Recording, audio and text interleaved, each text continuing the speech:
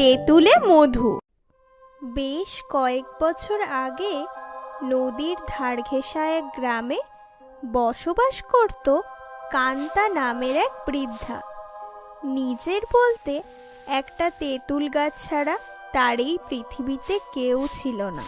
কোনো রকমের অতি কষ্টে তেঁতুল বিক্রি করে সে জীবিকা নির্বাহ করত। কিন্তু এবছর তেঁতুলে পোকা লাগার কারণে তার তেঁতুল বিক্রি আর হলো না। ফলে সে খুব চিন্তিত হয়ে পড়ল। হে ঈশ্বর, কোন রকমের তেঁতুল বিক্রি করেই তো 2 টাকা পেতাম, আর এখন তো সেটাও জুটছে না। পোকা লাগার কারণে এবছর আমার তেঁতুল বিক্রি তো হলো না। এবার আমি কি করব? সত্যি, যদি কোনোভাবে এই তেঁতুলগুলো মধুর মতো মিষ্টি হতো, তাহলে এই বুড়ো বয়সে আমাকে এত কষ্ট পেতে হতো না। এই বলে বৃদ্ধাটি খুব কাঁদতে লাগলো। কিন্তু বৃদ্ধাটির সমস্ত কথা রানী মৌমাছি শুনে ফেলল। সে বৃদ্ধাটির চারিদিকে ভন ভন করে ঘুরতে লাগলো। কি হয়েছে? তুই আবার আমাকে জ্বালাতে এলি কেন? যা যা এখান থেকে। কিন্তু রানী মৌমাছি গেল না। বৃদ্ধাটি এ দেখে বলল, তুই কি কিছু বলতে চাস? তাহলে বল।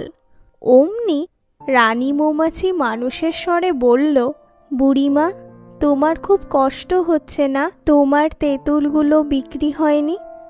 আসলে এই তেঁতুল গাছের কোটরে আমরা একটা বড় মৌচাক বানিয়েছি, তাই জন্যেই হয়তো তোমার গাছে তেঁতুলে পোকা লেগে যাচ্ছে।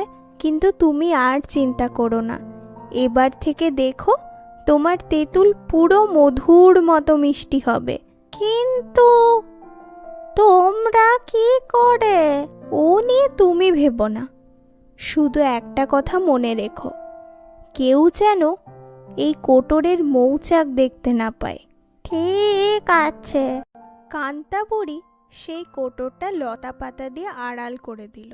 ওদিকে তেঁতুল মধুর মতো হওয়ার কারণে কান্তা বুড়ির তেঁতুল প্রচুর পরিমাণে বিক্রিও হতে লাগলো।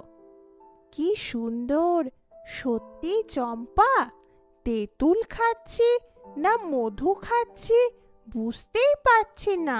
হ্যাঁ সুধা, তেঁতুল যে এরকম মধুর মতো মিষ্টি হয় আমি তো জানতামই না। কান্তা বুড়ির গাছের তেঁতুল সত্যিই অসাধারণ রে। কিন্তু কেন তেঁতুল এত মধুর মতো মিষ্টি হয়, এই প্রশ্ন সবাই জানতে চাইলেও বৃদ্ধাটি কোনো উত্তরই দিত না। আর কেউ গাছটাকে দেখতে আসলে তাকে চলে যেতে বলতো। এরকমভাবে বেশ কিছু দিন কেটে গেল। একদিন এক অসাধু ব্যক্তি বৃদ্ধাটির উঠোনে চুপি চুপি এলো। গ্রামের সকলেই বলে কান্তা বুড়ির গাছের তেঁতুল একদম খেতে মধুর মতো, কিন্তু কেন? এটা তো আমাকে বের করতেই হবে। ওটা কি? পাতা দিয়ে আড়াল করা আছে, নিশ্চয় কোনো কোটর। দেখি তো। এই বলে লোকটা এগিয়ে গিয়ে যেই তেঁতুল গাছটায় হাত দিতে গেল, অমনি মৌমাছির দল তাকে ঘিরে ধরল। ওরে বাবারে, বাঁচাও বাঁচাও! কি হলো? বাইরে এত চেঁচামেচি কিসের? যা যা বলছি, যা এখান থেকে যা।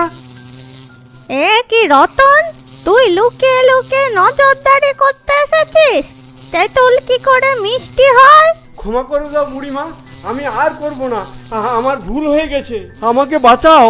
রানী মৌমাছি, ওকে ছেড়ে দাও। যা, তুই এখান থেকে চলে যা। রতন দৌড়ে চলে গেল।